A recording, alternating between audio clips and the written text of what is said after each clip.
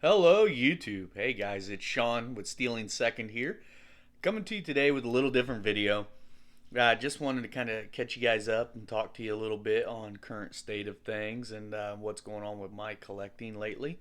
First thing I wanted to bring up in this time where everybody's kind of locked down and social distancing and can't really go out, can't really hang out with each other too much or anything like that.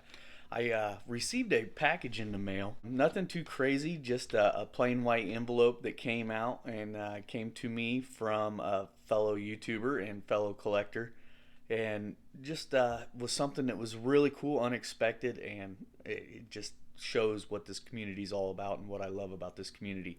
Um, but it came from Eric at Four Leaf Cards. He sent just a plain white envelope with a little note in here, and it says just a few cards to bring some joy to this Corona thing. Four Leaf Cards. And then he just included, just some simple stuff. I don't know if you can see here. You got a little Anthony Rizzo and a Cubs sticker, which was really cool. Um, it's just little meaningful things like that make this whole thing really awesome, and it just shows how cool this community is and how much people care for each other. Uh, so I wanted to share that and say thanks, Eric. That means a lot. I love it, and definitely really cool of you, man.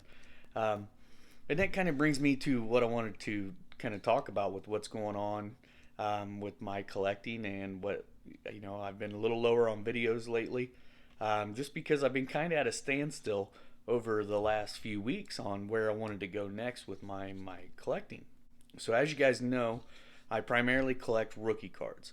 In the past, I've collected vintage rookie cards and modern rookie cards, but my biggest focus was on Cubs cards and vintage rookies.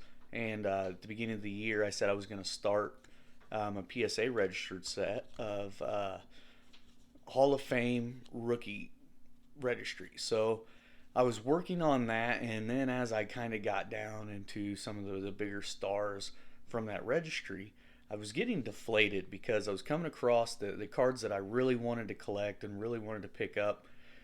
You're looking at like $300 minimum on most of these cards, and that's an extremely low grade, like a 1 or a 2. And for me, the way I like to collect, the speed I like to collect, and how I like to flip things and to buy what I want and be able to chase these cards, it was really pushing my budget to where I just wasn't enjoying chasing these cards very often. And a lot of these guys I don't really have any emotional connection to.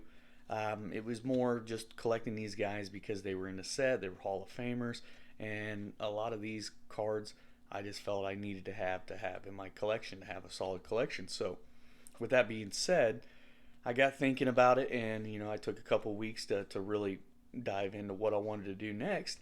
And I found that I was buying and trading and flipping a lot more modern rookies. They were more in my wheelhouse of price range. I could purchase these cards, most of these cards, for the $20 to $60 range, and in graded slabs. Was able to bring in a bigger volume, stay active with buying, selling, and trading. And that's kind of really how I like to collect. Now, I will still pursue vintage rookie cards in the future. Some of the bigger names, the guys that I would really love to have in my collection, the guys I grew up loving and really wanting. But for the most part, I'm gonna steer away from most vintage stuff. I've sold a lot of vintage stuff over the last week, and I've been using that money to go and pursue modern rookies and picking up more of that to add in my collection. A lot of people might think that's kind of crazy, but it allows me to kind of go with when baseball is playing, kind of go with the season, buy guys I watch and I like, trade, move things around, and it creates the activity part of it that I really enjoy. So I'm not saying I'm going to go away from vintage forever or anything, because I'm really not. I'll still pursue some of the bigger cards and stuff that I've always wanted, but this allows me to really focus and stay active in the cards I want. Big part of that, like I said, was the cost of cards that were basically just my whole monthly budget on one card when I decided to pull the trigger, and then I was stagnant for weeks on end unless I decided to really move some cards and sell some cards. And I just wasn't being as active because of the cost. The cost of cards, vintage, a lot of these vintage rookies have skyrocketed. For instance, you guys have heard me talk a lot about how I want the 54 Topps Ernie Banks rookie card. Still have not got that card in my collection. I originally set out to have that card and pick that card up at the National this year, and that was going to be a big purchase of mine. I wanted it at least in a PSA 4. Was looking at 4 to 5 range for that card. Well, in the past few months, in a 4, that card was going for roughly about $500 over the last few months prior to all this stuff. Then this week I was like, I'm going to make an attempt to run at this because I haven't announced it, but I'm not going to be doing the National this year if they have it. We've just had other stuff come up. A focus needs to be there, so I'm not going to be able to do the National. But going back to the Ernie Banks, so going to that, so I go and I'm online looking for this card, and everything I come across in like a PSA 2 is $400. People are asking $400. I can't find very many of them. The ones I do find are on eBay, and like I said, they're at a minimum of like $400. $375 I think was the best price I found on one. And to me, that's insane. That's way more than I want to spend on a PSA 2. The PSA 4 or 3s are in that $500 or $450 to $600 range now. And that's a whole grade point lower than what I wanted. And the reason why I focus on the grade point here, I know buy the card, not the grade, but with that card particular, and lower grades with Ernie being African American, his face is susceptible to a lot of white snowing across his brow here on that card. So you get a lot of the snow effect across this area.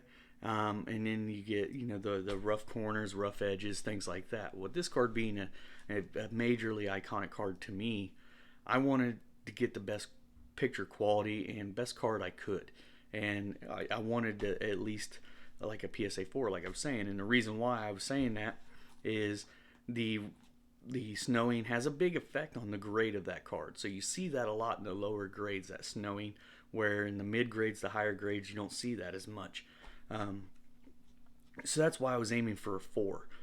Well, the 4s now are priced, $700 to $1,400 on eBay. So they're just way out of my price range of where I'm comfortable on buying a card. So with that being said, putting that card on the back burner, I just don't feel comfortable buying any other big vintage cards until I have that one. That one's the one that's on my radar to pick up first, and I don't want to just be on the back burner, and I'm just not comfortable with these prices. So I don't know if we're in a bubble or what's going on here, but the prices are getting so out of control, especially on big cards like that I don't even want to. I'm not comfortable going and chasing those, and I don't want to buy a lower grade, less quality card.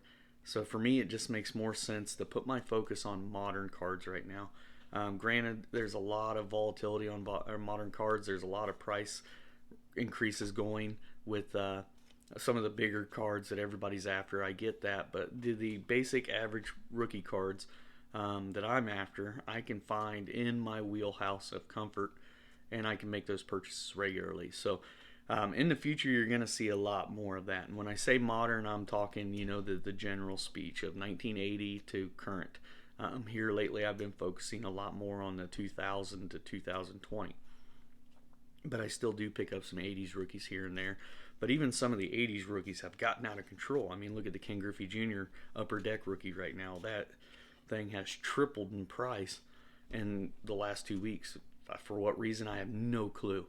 I'm thinking supply and demand right now because people aren't selling everything they got. They're not getting a lot of stuff back from grading. I don't know what's happening. But that's a different subject. So for me, just know in the future you'll still see some vintage cards from time to time, but more focus is going to be on modern cards, and especially modern rookies. and that's going to be what I'm pursuing going forward. So, with that being said, I've got 3 cards to show you here that I picked up in the last couple weeks. So, I'll flip the camera around and show you what I've got. Alright, guys, so thanks for hanging around. First card we got up, I just got these in on mail day. So, I've got several more cards coming that I've purchased in the last couple weeks. Everybody's shipping seems to be a little bit slow right now, so these 3 are what I've received in the mail, and we'll go through here. First, starting with this 1986 Topps Traded Bo Jackson and a PSA 9.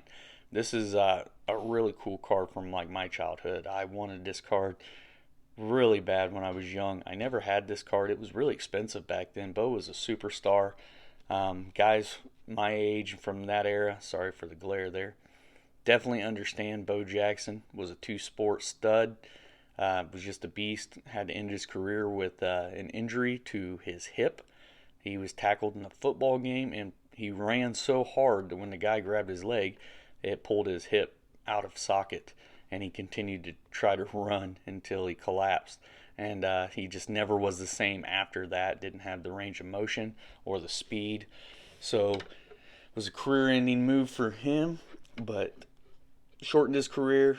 But all the way around, the guys that had a chance to watch him play in both sports really enjoyed that and thought he was awesome. So here's the next one. 2005 Topps, Ryan Howard and Cole Hamels, and a PSA Gem Mint 10. So this one I wanted the Cole Hamels rookie, and I was wanting the Ryan Howard. I didn't know this card existed. Actually, JT from Triple Crown 24 advised me of this card because I was looking at the 2006 Topps Cole Hamels rookie card, and he had mentioned that just like the Verlander 2006 Topps, even though it has the rookie label on it, the 2005 Topps is actually considered the rookie card in the prospect card. So I went on the hunt on eBay and was able to find this card and got it for a great price. These cards, I do not have the prices, guys. Sorry, I didn't do my due diligence there. Just to give you ballpark figures, I believe I paid $25 for this card. And then the Bo Jackson 86 Topps, I think I paid like $18 or $19 for that card and a PSA 9. And then the last card here is this 2008 Topps Max Scherzer Update and Highlights PSA Gem Mint 10. This card I actually picked up a while back in a 9 from a card shop in Indianapolis called the Indy Card Exchange. And I got that card for a great deal, had it in my cabinet, and was just sitting on it. And the more I got looking at it, I just thought it was no time like now to upgrade it to a 10. So I went on the hunt on eBay. I found a seller who was willing to take offers, and we worked out a price. I think I paid $130 for this card. So then was selling my PSA 9, which I sold. I originally picked up my PSA 9 for $35. I sold it for $45, applied that money with extra towards this card, and was able to pick up this Max Scherzer and a PSA 10. So these are my most recent pickups that I've gotten in the mail. Like I said, I've got several other cards coming, which I'll show when they come in the mail. All modern rookies, just adding to my modern rookie collection. But I wanted to share those with you guys. If you have any questions or comments, leave them below. Please hit the like, subscribe, and I hope everybody's staying safe out there and healthy, and I'll talk to you soon.